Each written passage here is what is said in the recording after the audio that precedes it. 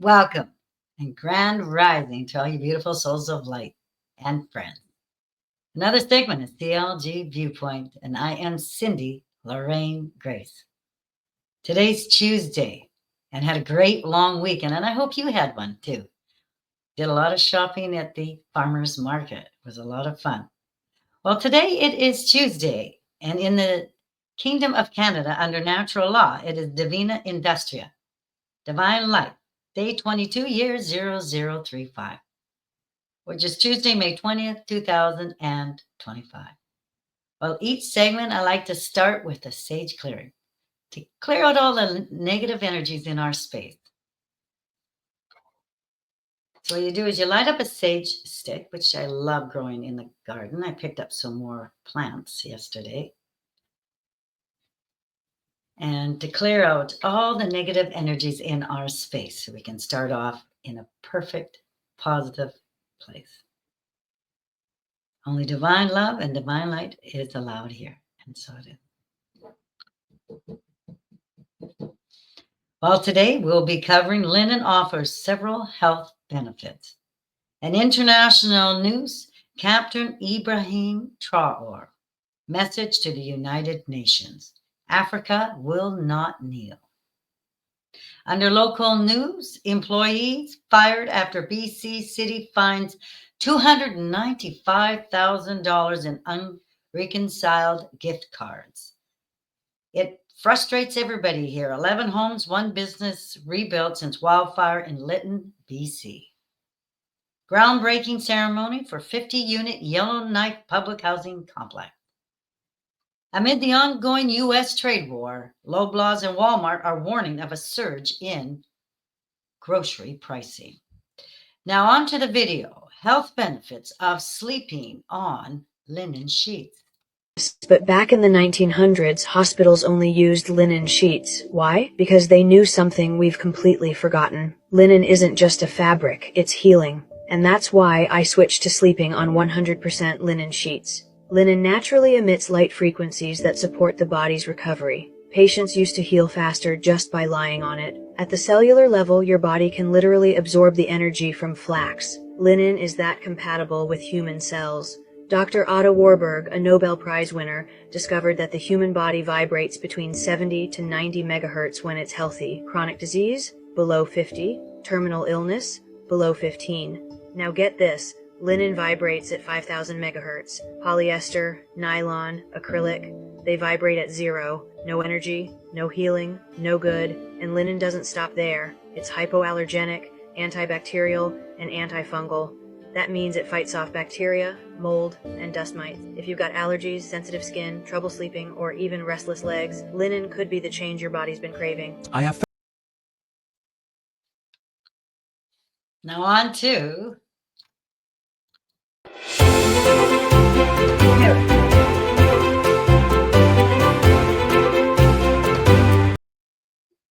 international news.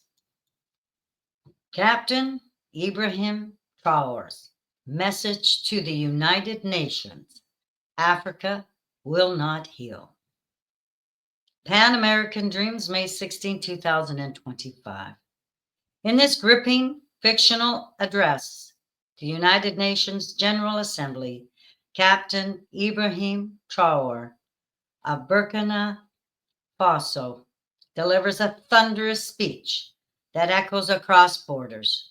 This emotionally powerful message cuts through the noise, speaking on behalf of Africa, a continent tired of exploitation, double standards, and silence.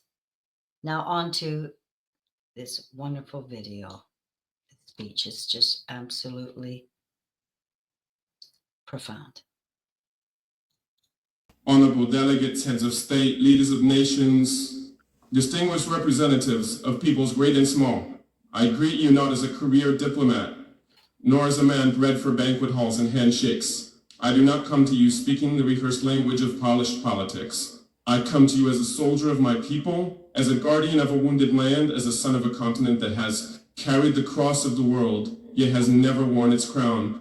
My name is Captain Ibrahim Traoré, President of Burkina Faso, and today I speak not only for the 22 million souls in my nation, but for a continent whose stories have been twisted, whose pain has been ignored, and whose dignity has been repeatedly auctioned off at the altar of foreign interests.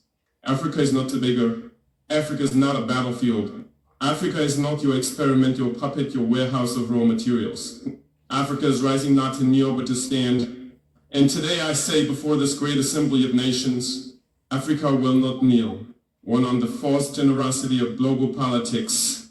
For decades you've sent us aid with one hand while extracting our lifeblood with the other. You build wells in our villages while your corporations drain our rivers. You donate vaccines yet patent the cures. You speak of climate action yet continue to fund the very forces that burn our forests and dry our lakes. What kind of generosity is this? The kind that feeds the mouth but silences the voice. The kind that keeps a man alive just enough to keep him dependent. We are not blind to this hypocrisy. Let me be clear, we are not ungrateful for sincere humanitarian assistance, but we reject a global order that disguises exploitation as partnership. We reject financial institutions that lend with one hand and steal sovereignty with the other. Africa no longer wants charity. We want justice. We want control over our own destinies. Too on the chains of colonialism and its modern descendants. Our wounds did not begin with us. They were inherited legacies of an empire-building madness that saw us not as humans, but cheap as cargo laborators. My ancestors were not consulted when maps were drawn with rulers and compasses in Berlin. The borders of Burkina Faso, like those of many African nations, were not carved by our ancestors, but by men who had never stepped foot on our soil, who knew nothing about languages, our tribes, or our spirits. Today, colonialism has a new face. It wears suits, it hosts forums, it signs contracts in Geneva and Paris and Washington. But it still takes without consent, it still dictates instead of dialogues, it still silences instead of listening. If you want to talk about peace, then let's begin by unlearning the arrogance that peace is something only you can teach us. 3. On resource exploitation and the myth of development.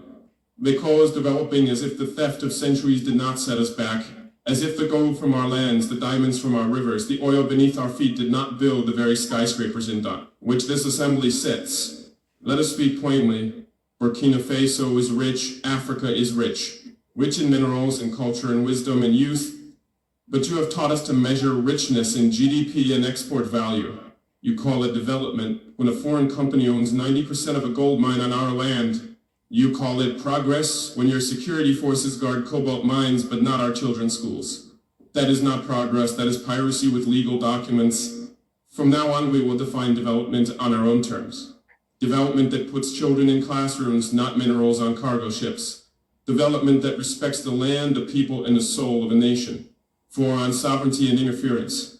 Why is it that when an African nation makes independent choices, we are called unstable? Why is it that when we seek military cooperation outside the colonial sphere, we are labeled a threat? Burkina Faso has chosen to walk a path of sovereignty that is not a threat to peace. It is a declaration of adulthood. We are no longer under your guardianship. We are no longer your junior partners in diplomacy. We are a free people. If a nation chooses partners that respect it rather than exploit it, that is not rebellion. That is wisdom. Let it be known, no foreign power will dictate the alliances of Burkina Faso. We will build relations based on mutual respect, not historical guilt or present-day intimidation. 5. On terrorism and manufacture wars. You ask why there is violence in the Sahel. You ask why our youth take up arms. But you do not ask who benefits when our mines are guarded by private mercenaries, while our villages are left vulnerable. You do not ask how weapons arrive in deserts that produce no steel. You do not ask why peacekeeping never seems to end the war.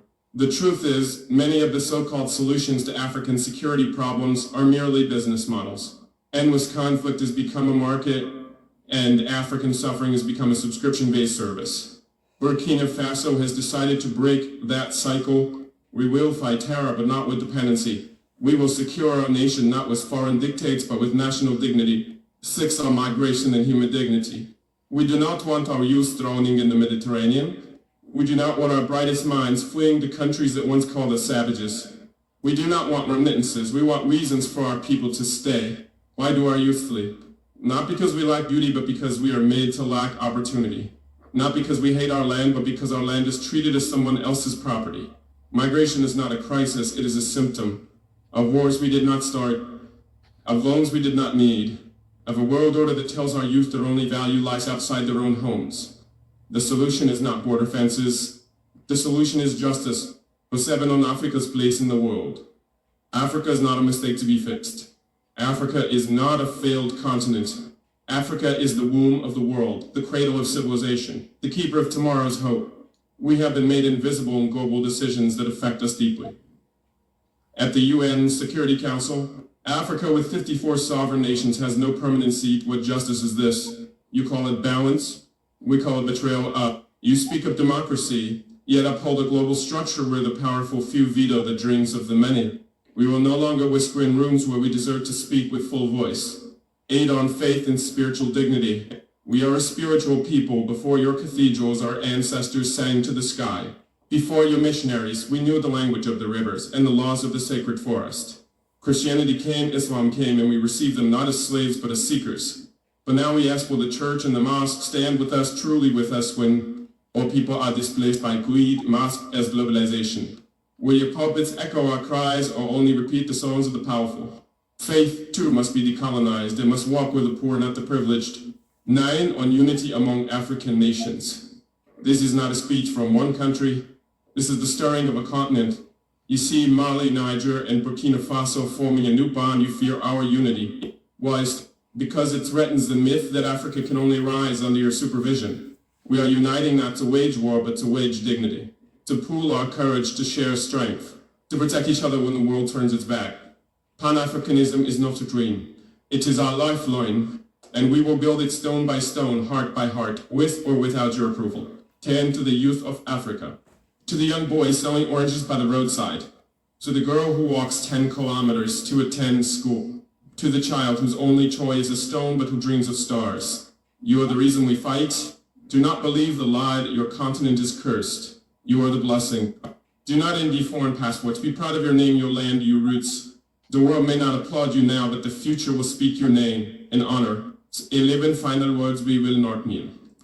I do not come to declare war, I come to declare will. So we will not kneel to fear. We will not kneel to foreign banks. We will not kneel to outdated empires masquerading as friends. Africa is not asking for a seat at your table. We are building our own a table where no child eats last, where no nation is silenced because it lacks nuclear arms, where justice is not filtered through the lens of race or history, but shared as breath is shared. This is our vision and this is our vow. Let the world hear it today and always. Africa will not kneel. Thank you. My personal thoughts. A profound and heartfelt speech by Captain Ibrahim Traoré. Much positive changes, growth, wealth, and abundance for the present and future of the continent of Africa. Freedom through independence and self-reliance. Do you think that sovereignty is being implemented under natural law in Africa? Something to think about and research.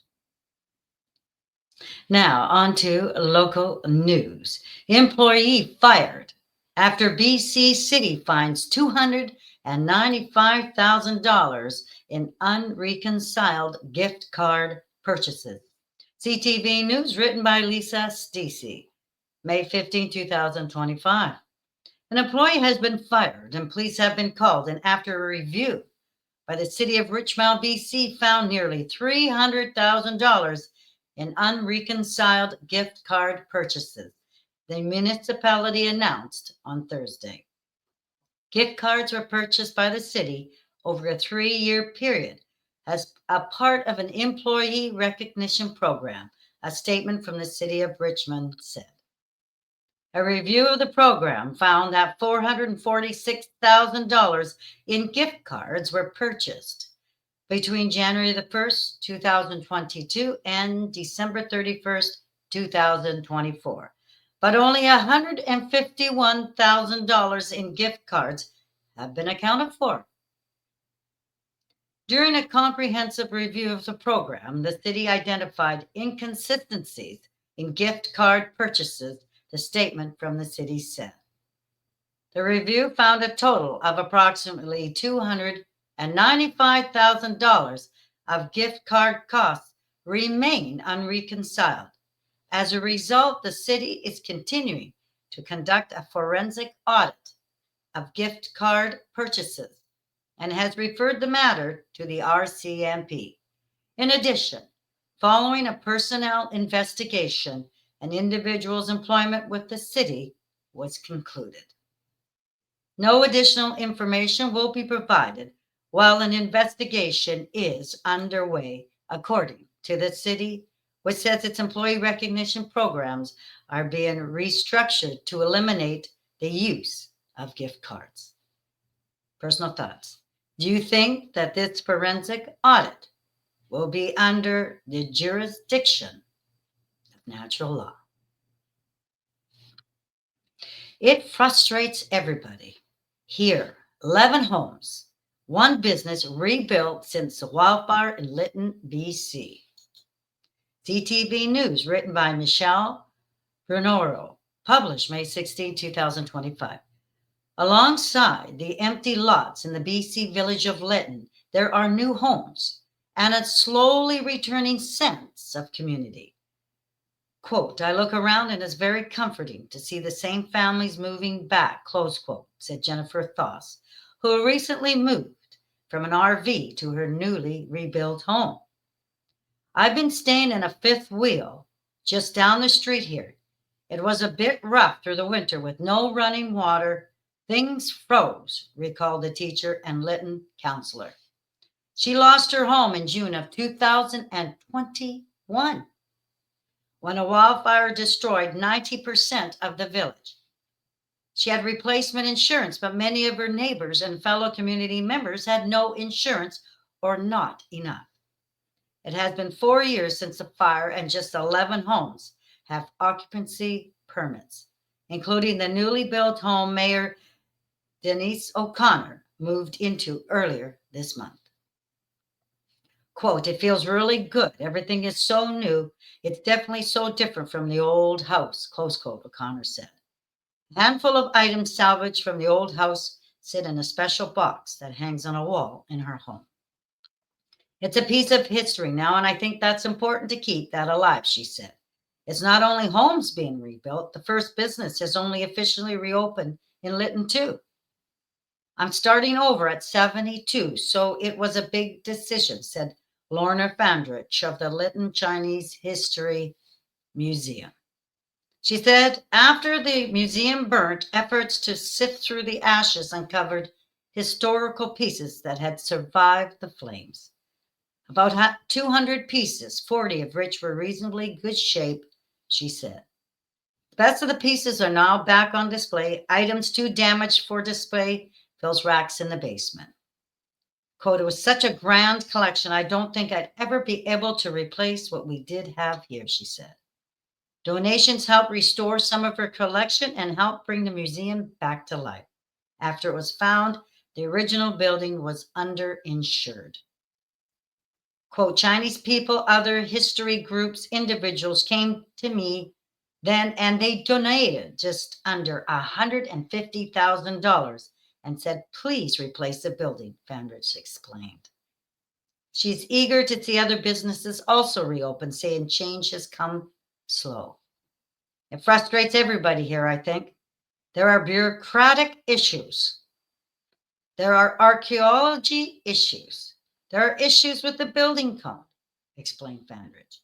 People have also had issues with the insurance. It's been a very long, difficult process, she said. It's been hard. The unknown, said Thoss. We're not able to see the artifacts found on our properties. There's no way to corroborate or to find out more. Thoss said that while returning property owners receive grants to help cover archaeology costs, the assessments remain a deterrent for newcomers. The people that want to purchase property now don't have access to those same grants. So there's a lot of unknowns. In a statement to CTV News, the Ministry of Forests said that so far, more than 7,000 ancestral remains have been found, along with grave goods and a wide range of artifacts, including tools and ceremonial items. Out of respect To the Nation Tribal Council, Lytton First Nation, and other impact nations, the province will not speak to the cultural meaning of these discoveries, it continued. The statement said Lytton's rebuilding continues with a strong focus on protecting important cultural and archaeological artifacts, as required by the Heritage Conservation Act. Now on to the video. Beside empty lots in the village of Lytton, there are new homes and a slow but growing sense of a community returning. It's very comforting to see the same families moving back. Jennifer Toss recently moved into her newly rebuilt home. I've been staying in a fifth wheel just down the street here. And yeah, it was a bit rough through this winter with no running water and things froze. She lost her house in June of 2021 when a wildfire destroyed 90% of Lytton. Many people had no insurance or not enough. Years later, just 11 homes have occupancy permits. The mayor moved into her new home earlier this month. It feels really good. I mean, everything's so new. A photo of her old house among the items she keeps in a special box on the wall. It's a piece of my history now, and so I think it's important to just keep that alive. And it's not just homes being rebuilt. The first business in Lytton has just reopened, the Chinese History Museum. I'm starting over at 72, and so it was a big decision. Lorna Fandrich says after fire destroyed the museum, sifting through the ashes uncovered some historical pieces that survived the flames. About 200 pieces, 40 which are in reasonably good shape. The best of them, including the pot shown in the photo, now back on display. Items too damaged fill storage racks in the basement. It was such a grand collection. I don't think I'd ever be able to replace what we did have here. Underinsured donations helped create a new museum. Chinese people, other history groups, individuals came to me then, and they donated just under $150,000 to me, saying, please rebuild. Fandrich is eager to see other businesses reopen, saying change has come slow. It frustrates everybody here, I think.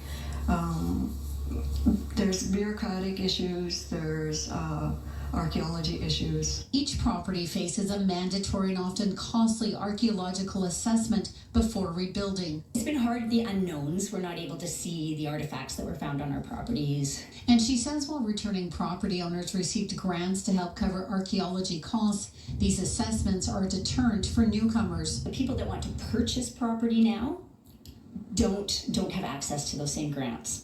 The province says so far more than 7,000 ancestral remains have been found, along with grave goods and a wide range of artifacts, including tools and ceremonial items. These efforts unearthing history in a town that's faced many obstacles as it tries to build a future. Michelle Bernaro, CTV News. Personal thoughts. It has been absolutely horrendous for people to be out of a home due to a fire back in June of 2021. That is 4 years ago. And do you think that the political officials could have moved this process more quickly? The funding is there under natural law, which can be found on the kingdomofcanada.ca.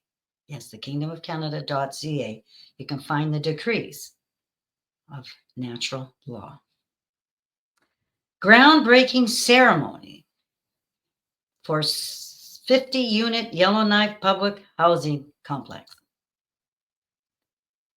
Cabin radio written by Ollie Williams, Saturday, May 17, 2025. Federal and territorial housing agencies will hold a ceremony next week to mark work beginning on a new 50-unit public housing project in downtown Yellowknife.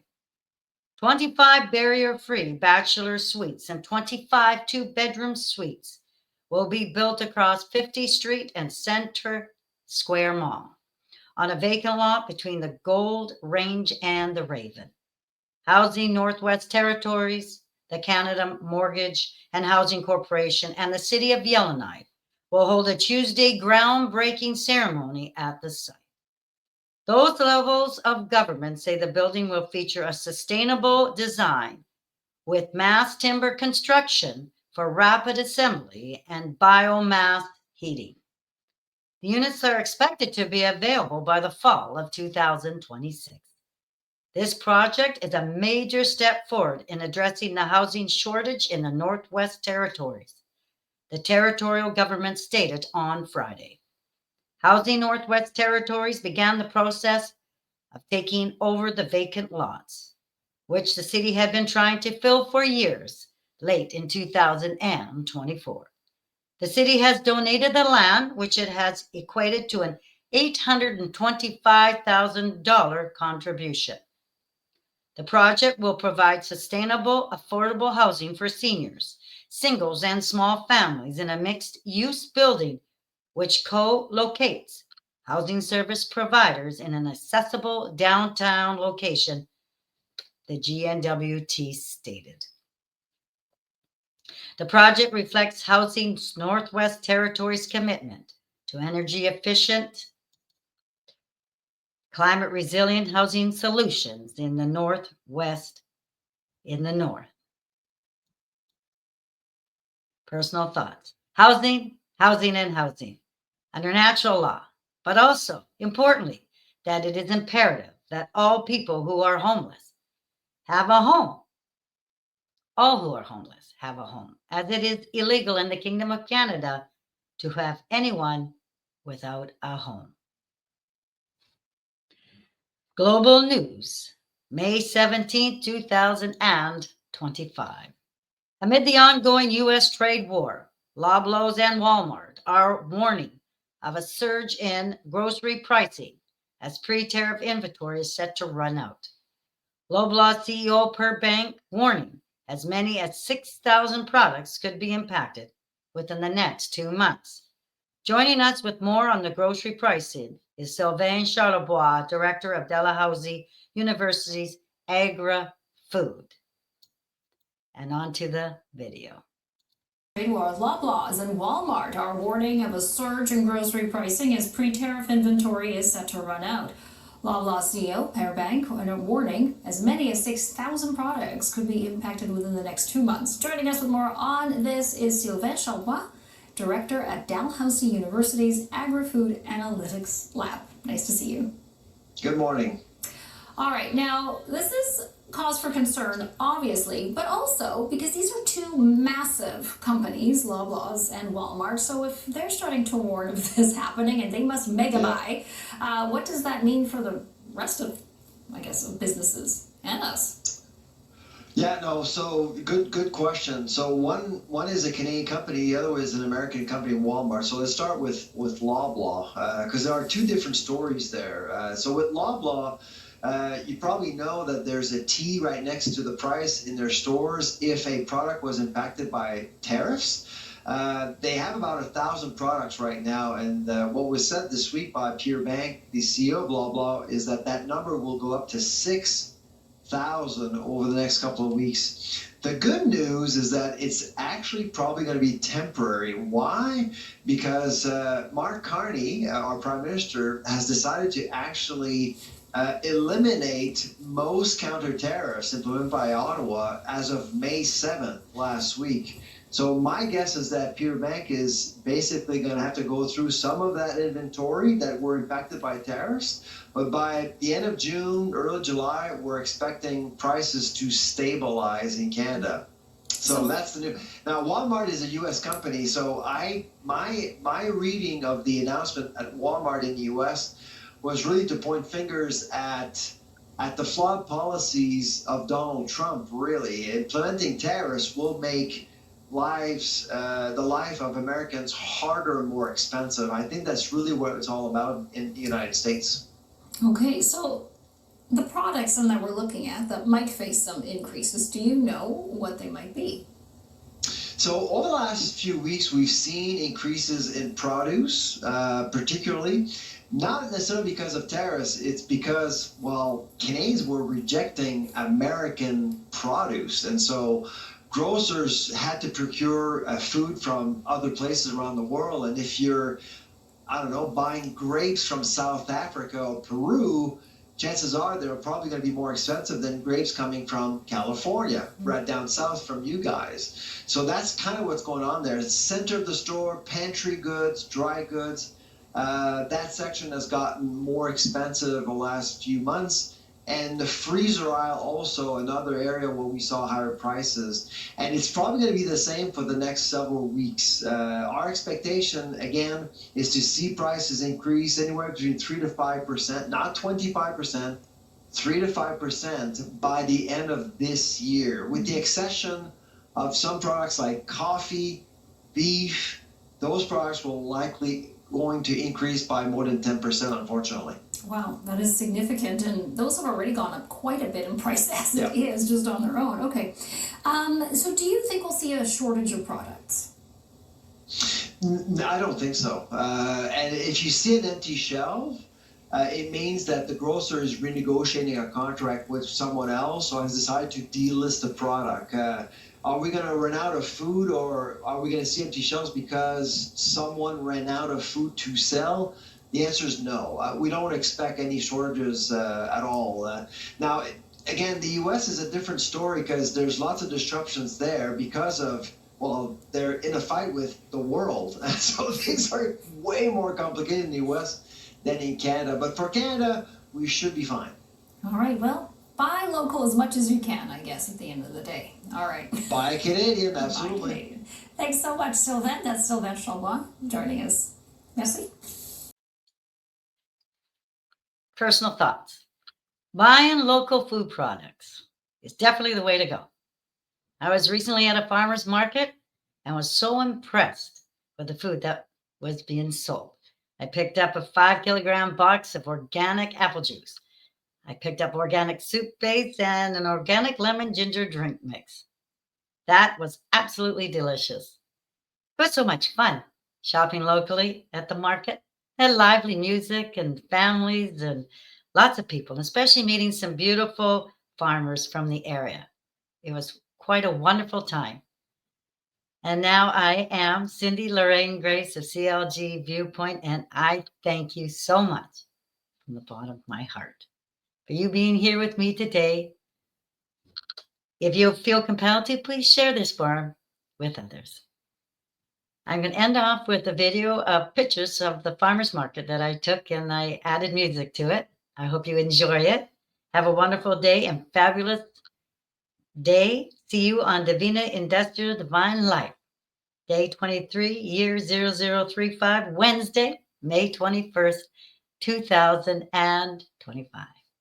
Now on to the video.